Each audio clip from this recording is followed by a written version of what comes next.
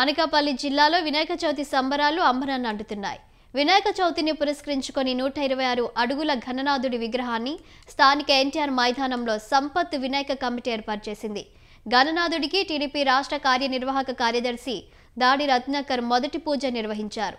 భారీ వినాయక విగ్రహాన్ని శిల్పి కామధేను ప్రసాద్ చెక్కినట్టు చెప్పారు.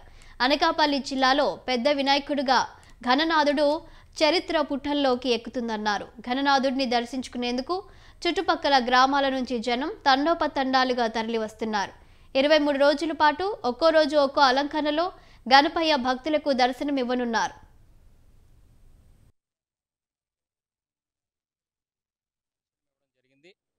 మరి ఈ విగ్రహం కూడా లక్ష్మీ గణపతి అవతారంతో స్వామివారు భక్తులందరికీ కూడా దర్శనం ఇచ్చేటట్టుగా మరి ఇక్కడ సంపత్ వినాయక కమిటీ ఆధ్వర్యంలో, అలాగే ముఖ్యంగా బుద్ధ భూలోక నాయుడు, అదేవిధంగా భానుప్రకాష్, అదేవిధంగా ముఖ్యంగా శిల్పి కామధేను ప్రసాద్ ఈ అతిపెద్ద వినాయకుడిని అత్యంత సుందరంగా కేవలం మట్టితో మాత్రమే తయారు చేసి పర్యావరణానికి ఇవాళ అనుకూలంగా ఉండేటట్టుగా రేపు అనుపు కార్యక్రమానికి కూడా ఏ ఇబ్బంది లేకుండా ఊరేగింపులతో ప్రజల్ని ఇబ్బంది పెట్టేటువంటి పరిస్థితి రాకుండా ఇలా కేవలం ఇంత పెద్ద వినాయకుడిని కూడా 23 రోజుల పాటు ఇదే ప్రాంగణంలో భక్తులందరికీ కూడా నిర్విరామంగా రోజువారీ కైంకర్యం